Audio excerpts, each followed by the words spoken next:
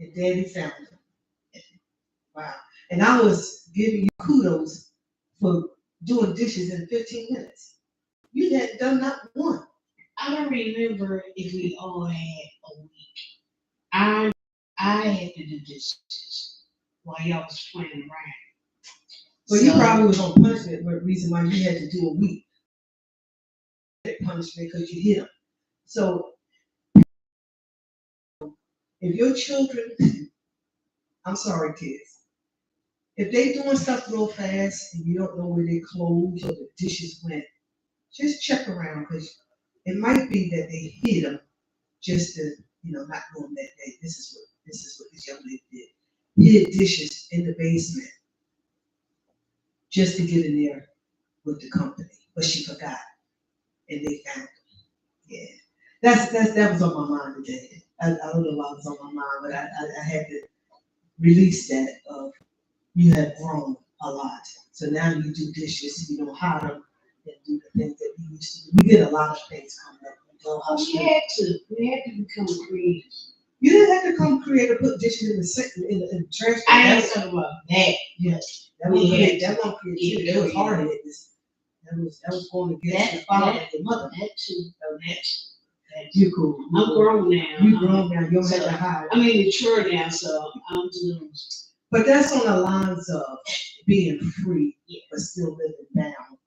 So I remember a lot of things that we couldn't do coming up. And when I would say I was good 30 or 40, in my 30s going on 40, that I was still behaving as if I was still a child. And what I mean by that, when I got married, me and my husband, we used to go out sometime, have a late dinner or go out at night, say like it's 9 o'clock or 10 o'clock. And he would be making noise. I remember us sneaking out the house trying to be quiet because we're supposed to have been out there, but I'm fully grown and was still living like that. So I shut the door lightly for the people in the apartment would hear it. It was a lot. I was still wrapped in that mindset. And I remember my husband said to me, "Why are you doing that? I'm grown." He was telling me like he didn't like that because I was saying, "Be quiet. You mention all this noise, people will hear." He couldn't care less. Like you're 50 years old, 40 years old, and you creeping. But I had to realize I was still doing things under the influence of staunch. Wow. That it took a while for me to say, I'm free. I don't have to I work. I have my own apartment. What are you speaking for? But it's a lot of things I realize people are free. But you're still bound. You could be bound from past relationships, uh, hurts, regulations, traditions. This job did this to you, so you're over here doing this at this job. You're free. So what could you speak on to some of the things that you realize you still act like you're bound to things?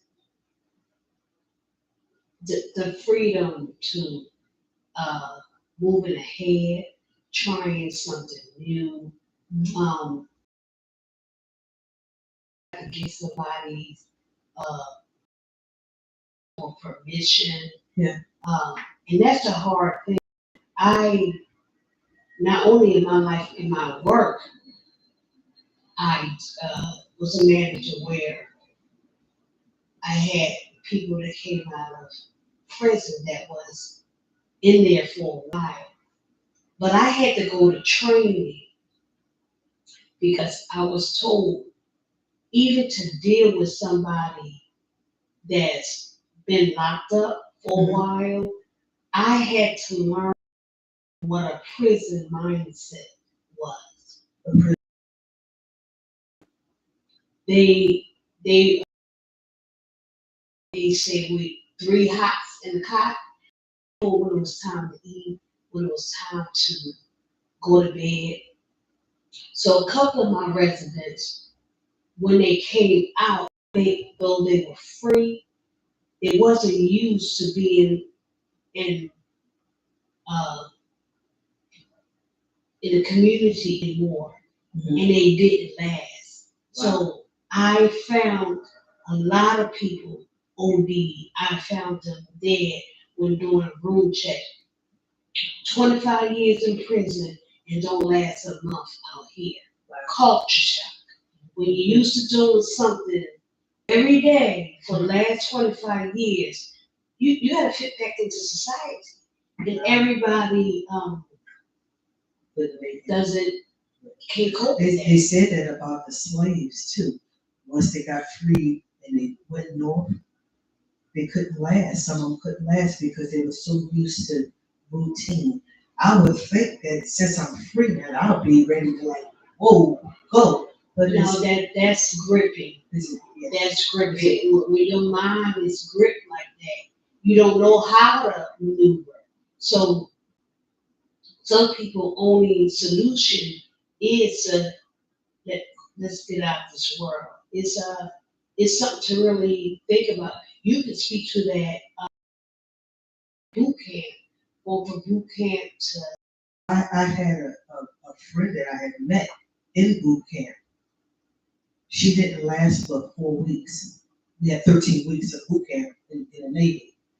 And because it was such a shock to her, so I kept talking to her, like, we can get through this, we're gonna make it. Well, evidently, she couldn't because one morning she was missing out of her bed, her bunk. And we already had to get up at 5:30. And this was like, I could remember, it was, I don't know, it was 2 o'clock in the morning, whatever time it was. And I realized she was missing for a long time. So I went to look for her, usually in the bathroom. Some people go there and read or hide, to do things because we posted in bed. And I found her, she had hung herself. She could not deal with boot camp. And it's not like you can leave. You can tell them that you're struggling. You can tell them that you can't, you can't deal with this.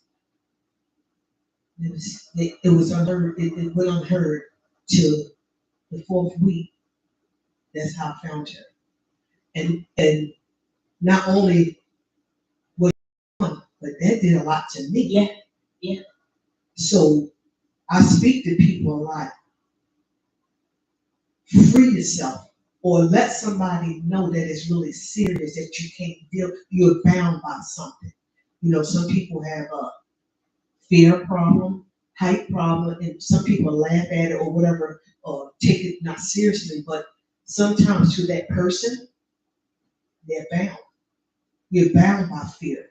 You're bound by different things where it probably seemed like it's nothing to me, but to her, that was a serious time that she hung herself. She didn't make it.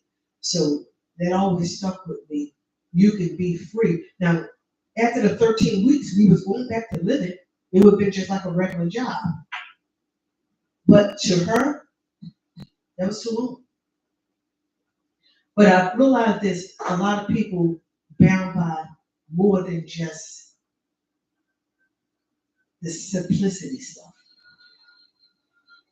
You could be bound by unforgiveness.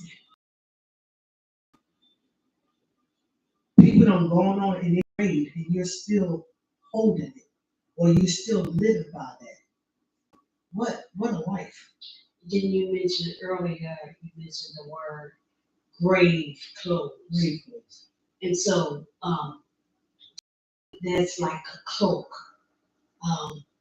It can be identifiers, label, because even speaking to the story you refer to with Lazarus, and it is a couple instances in the Bible where you knew who were widows because you put on a widow garment, or if he was a harlot, they had a garment for a harlot. Mm-hmm.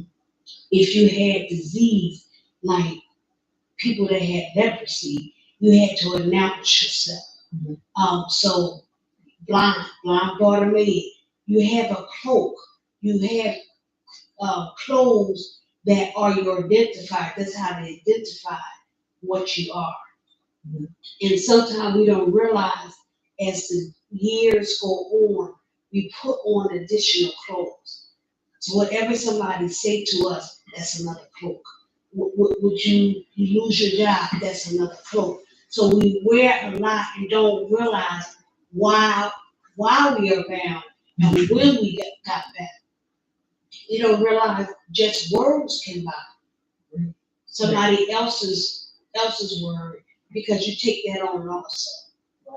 So it's a lot to be bound by. Wow. Wow. And just like it got on you, we got to take it off. But it has to be named. So when you don't even know why you're bound, how do you identify, like, you took on what somebody said about you? You're wearing that.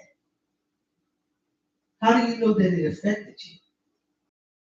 Sometimes you won't know unless something is triggered. Tonight we're talking, somebody might be listening and it can identify what we're talking about. But other than that, on your own, some things you just think it's your norm. Like for instance, coming up, you were very instrumental in doing a lot of things. But somewhere in your life, something's happened or somebody said something to you that you don't walk in your.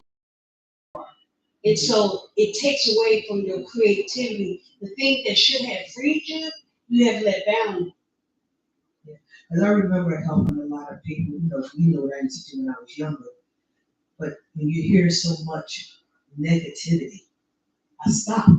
I stopped a lot of things. I got bound by it from what people were saying. So sometimes I can relate to that. You listen to outside influences, but you was helping someone, but because they said, "Who you think you are?" Or you don't, who made you a counselor? I mean, I heard a lot of things. The only thing I was doing is trying to help somebody, but those words took hold that to the point I was like, man, forget it. And now what used to be natural freedom, and it was reciprocity. Just caring. Not only was the people help, you would help, but then when you shut up your mouth, then where does the people go? Because you did it from your heart. Right. What comes from the heart, it reaches the heart. So I'm finally getting it back. This is why we're doing what we're doing. I said I would no longer be silent. I don't want to be bound by that. I love helping people. I love doing this talking. Talking is not that I'm a counselor or an expert, but I tell you my life. And if my life, things that I went through can help someone, here I am. I'm an open book. So you can be bound and be alive. And so it would take someone who really care about you to tell you the truth. You're not the same anymore, or you're bleeding on people. Wow. Sometimes you don't even know where the wound at, but you can tell it from your voice. You can tell it when you do things because the aura is different. Time, I said, darling, when we lived together, and I always used to tell her how happy I was, whatever. She said to me, well, if you're as happy as you say you are, why do you have an attitude? Wow. And that I never forgot that, because what you're saying, you have to portray that. You have to practice what you preach. If I'm going around saying, even being a witness, whether it's about my faith and belief or if it's anything, people don't want to hear what I got to say. They will rather see me living it. Barry White say, practice what you preach. Mhm. People don't want to know what you know until they know that you care. You have to show it, demonstrate. Said that a lot about that. I often wonder how so many people was always talking about Mr. Right is right. I never saw him do too, but it was his demonstration. It was just the little things. He wasn't that he was free to give and do what he did. It's that's rewarding to me, and I'm getting it back. And it doesn't matter how little you have, Yeah, because when you give from your heart, right, it's gonna always spread. right. That mindset, like you used to tell about that one piece of chicken. Mhm. But we had enough. We had enough to spread. So you wanna explain about the one piece of chicken? What that is? Well, you told me that we was a little underprivileged. Oh, okay. And I asked you who told you that. And you asked me, you see our plate that I had one piece. So did I bind you? Did I mess up your freedom to think that you really was rich? No, Okay, because I I did too. because I told you that Daddy didn't tell me I was.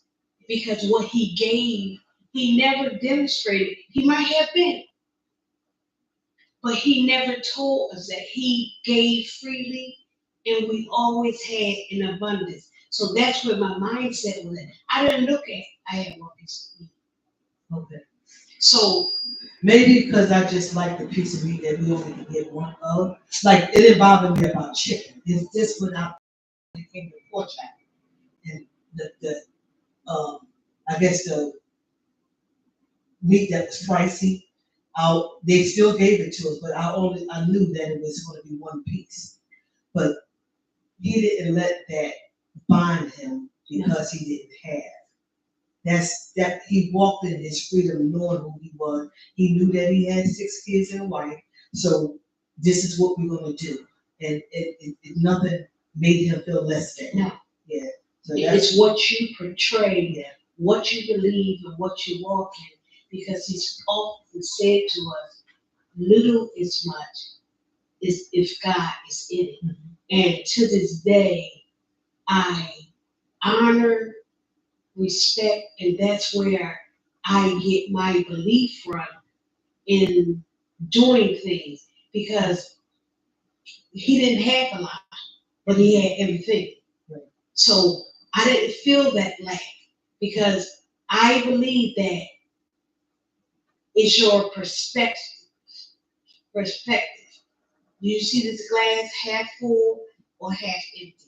And whatever you feel in your heart, that's what you're going to operate out of.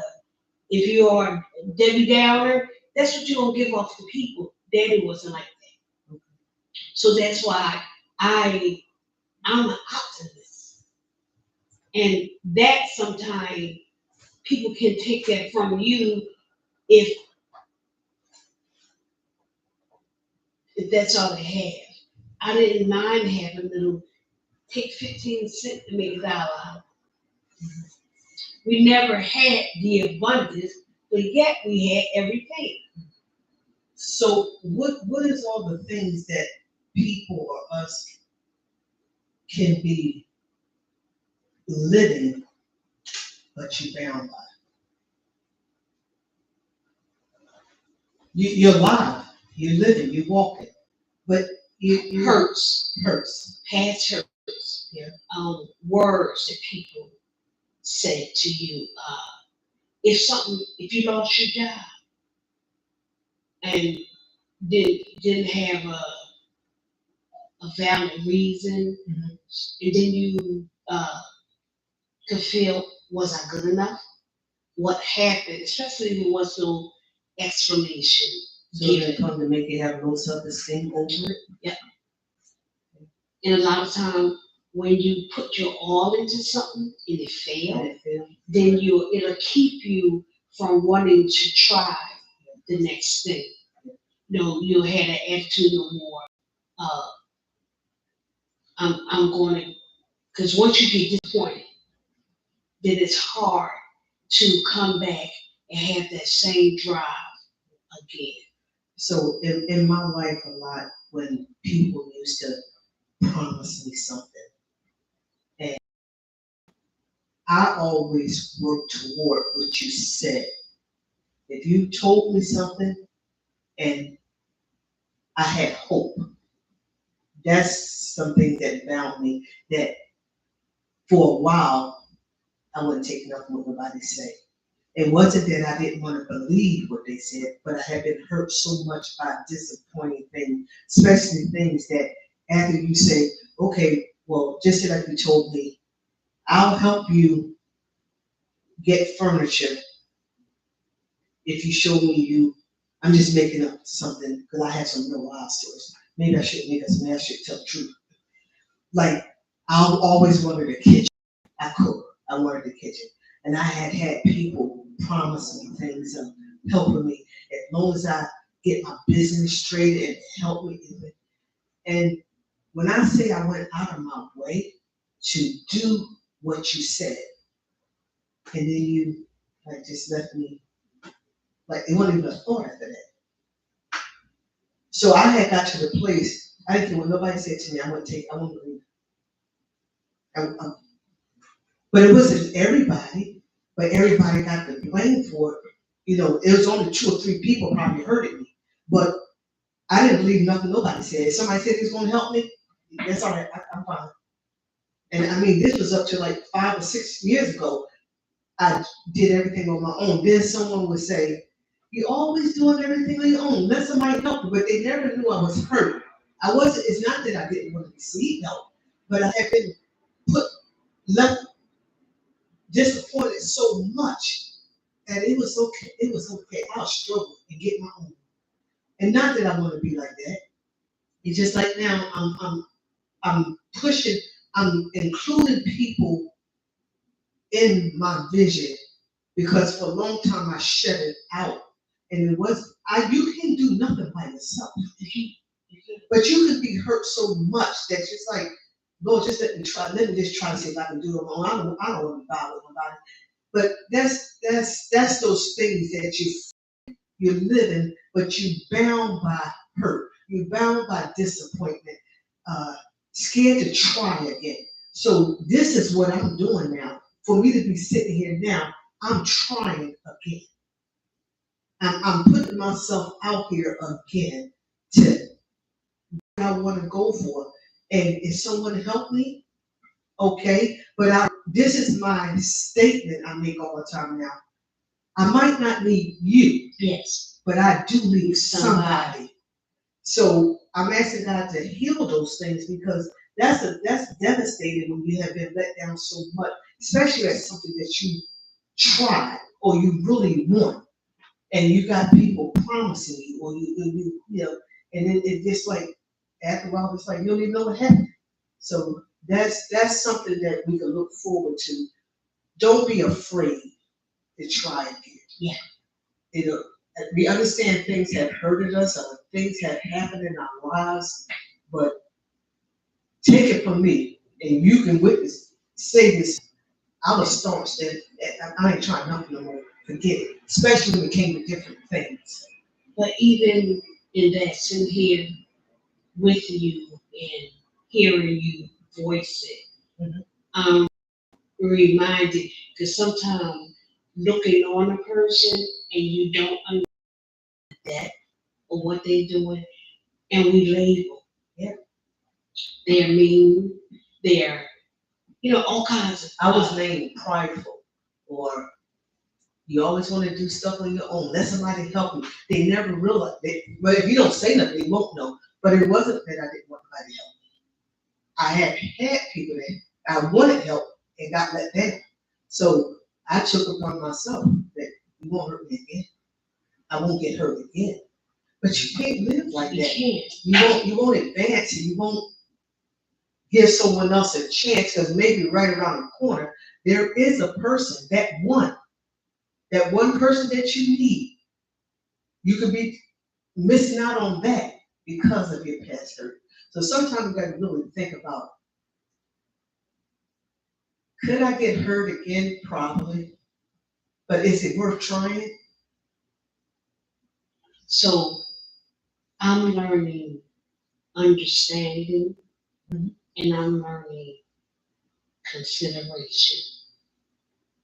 The Bible says to hear the conclusion of the whole matter, or you'll find yourself having to apologize. Mhm. Because when you don't know and you put a layer on someone else,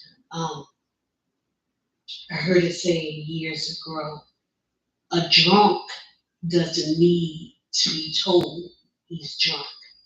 He already knows that. Mhm. He needs a solution.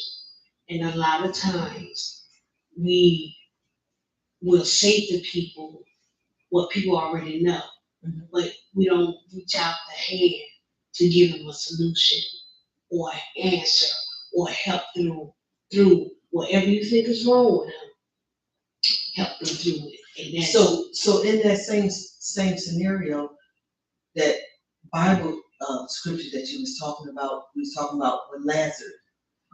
Well, once he came forth, he was alive, but he needed help to get them grave clothes on.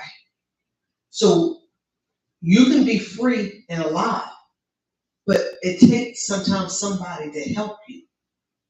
He was standing there, but he was bound. So you can be my help, which I'm learning how to talk more.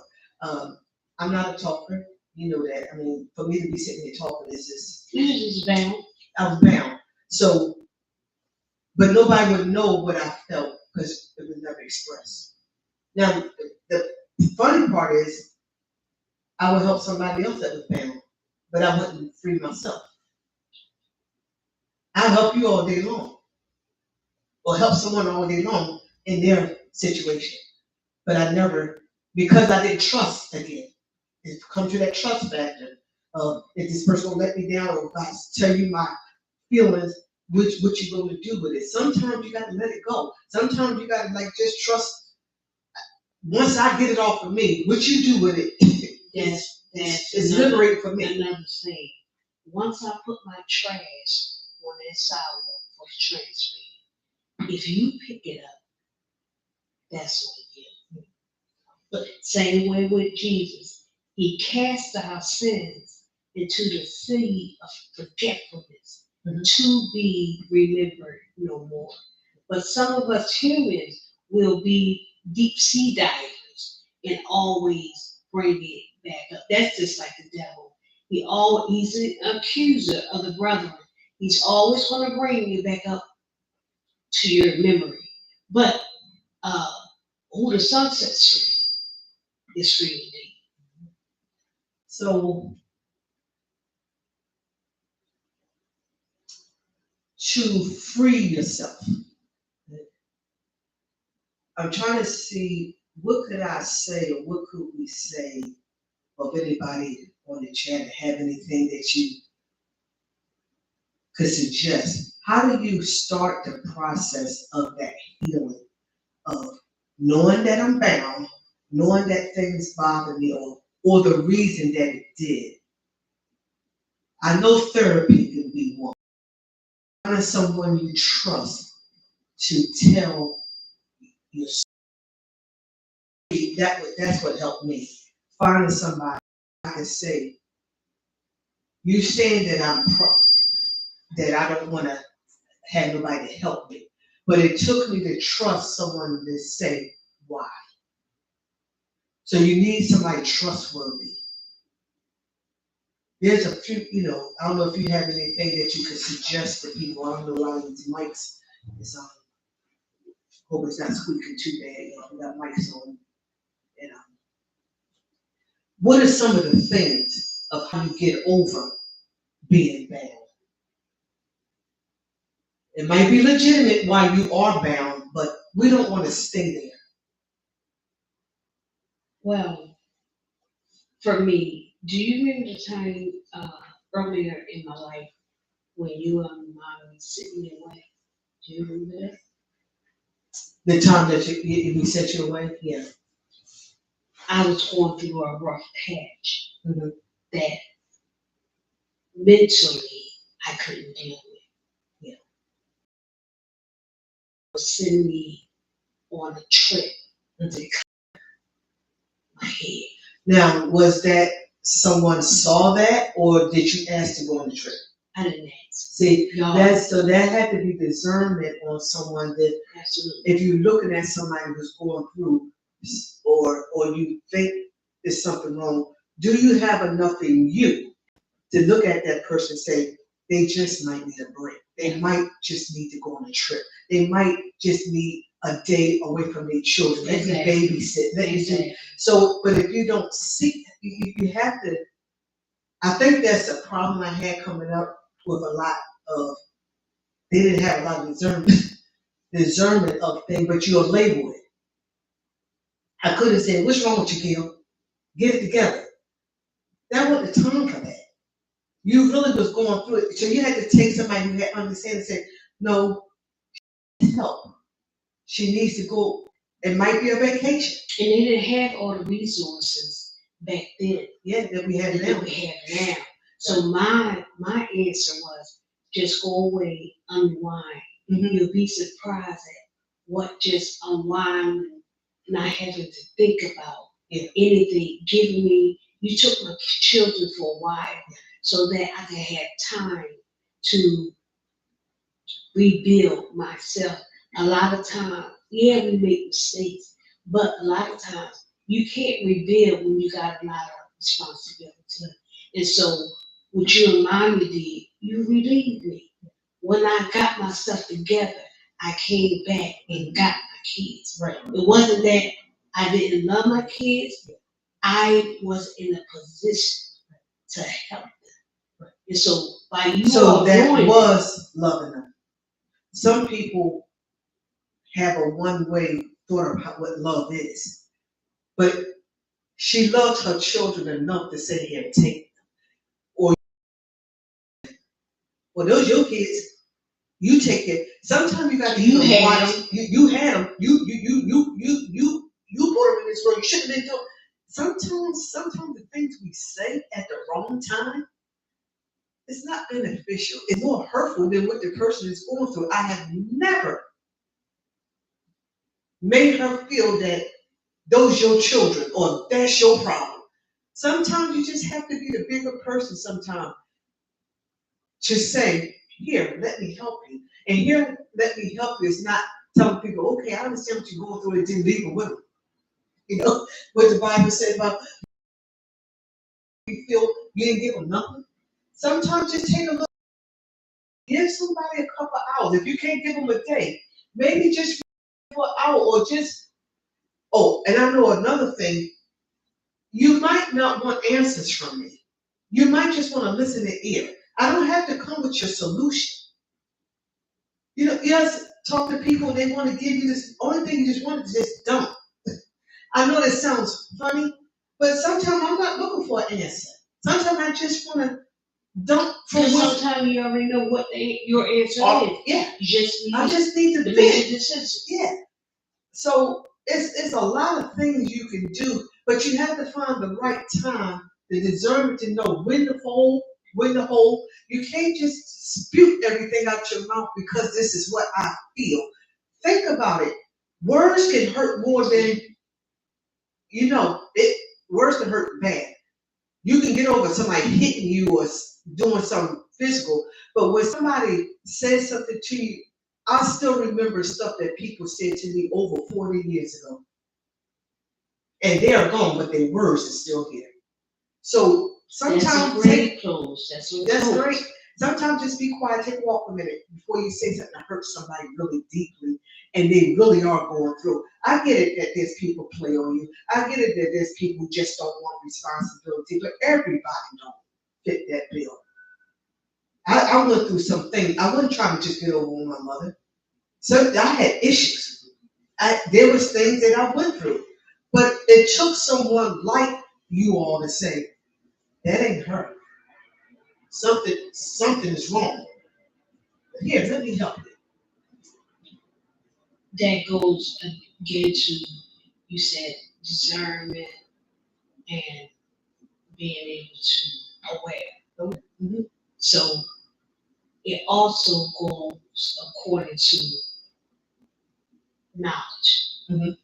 Because if you don't know, you want to give somebody an answer or do something that's totally in left field.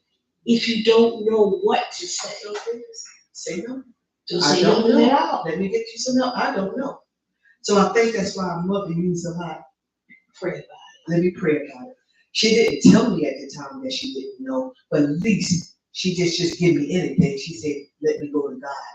And she said, I ain't dealt with that. I ain't dealt with it. I had a good husband or whatever. She wasn't acclimated to the life of our generation. Right, right. They didn't have to deal with all that stuff. Yeah. So each generation changes, right. And each generation has new things. And what they used back then to get over it, you can't do that today. I can't even do with my children.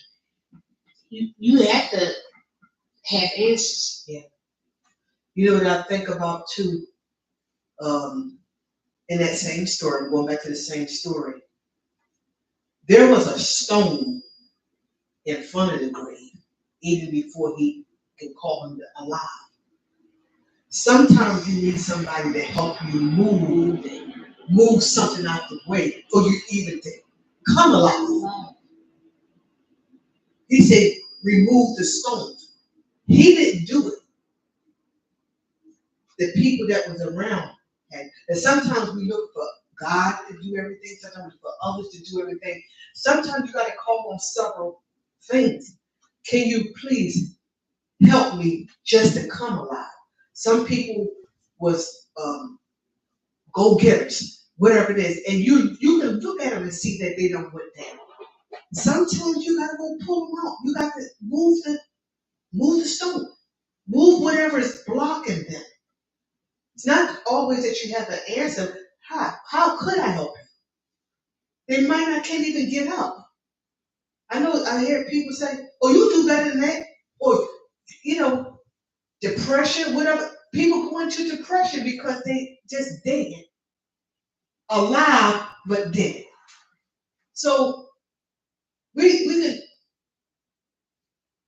come away with this podcast thought is be a helper. I don't know what you guys say. That be a helper to someone. Don't always judge. You don't know people's situation. You don't know. But even if you walk around, you probably don't know your mouth could be different from mine. You walking that way and went through water. I'm walking this way and I went through snow. I'm talking about walking with the person. Yeah, walk with them. And sometimes just ask, what's going on? If they don't want to talk, it don't mean that they don't want to share. There's a lot of things I didn't want to share with my family or friends. It wasn't because I didn't like you. I wasn't ready to talk about it. Just walk with me. So I don't know what you want to leave with. I'm happy to know that you can be alive. You choose to be in those grave clothes, wrapped up in all your problems, or you can choose freedom. I want to be alive and free. And for the ones that may be a help, could be a help, get some help. Yeah. Get help even to help the person in need, because it's something when the help hurts. Yeah. You don't want to do more damage than they are. And the Bible says, don't judge according to appearance, but judge righteously. Right. You have to know. You have to be in tune. You have to know. Friends, just be aware of people might be living, but they can be dead. Their spirits is bound. Sometimes some things they caused, some things they didn't cause. But we all gonna have our turn, so I won't say you shouldn't be in that or you whatever, because it might be my day tomorrow. That's right. It might be your day, your family member, whatever. So one thing we can do is love on people. If I don't know the answers, sis, we got resources. We send them to somebody. You don't always have to be the answer. Because if you don't have, sometimes we bitter, and so you spew out what's in hurt people, hurt people, hurt people. So just be aware of, I love you, but I don't have enough for you, but I'm gonna not leave you there. I pass it on. I have passed on, you passed on your children, you passed on things, I passed on things, people. So have resources. Yeah. Be okay. Just be aware and have discernment of people are human and everybody don't just want to be the way they are. You know, I heard that so many times. You won't you don't want to need you don't want to get help. No, it wasn't. I was too bound to get the help. So move the stone for me. Call me out. He called him out to be alive. And to school. And then unwrap. Help me to unwrap whatever it is that I'm wrapped in. And that's Christ-like. Yeah. That's love. And sis, I don't know if you got anything, but we can, until next week. Until next week. We're going to tell them, love God, God, love family, work hard, and be kind. Next week, family, we're going to just let you know that we got the Wright family. We're doing a dinner concert on July the 19th. We have tickets we can't sell at the door. So if you get in contact with me or Gail, we have tickets up until June the 5th. You could get the tickets for $25. And after that, they'd be $35. We'd like for you to come be a part of us. So we're going to do another Raw session at the dinner concert. And until next week, we'll talk to you later. Love you.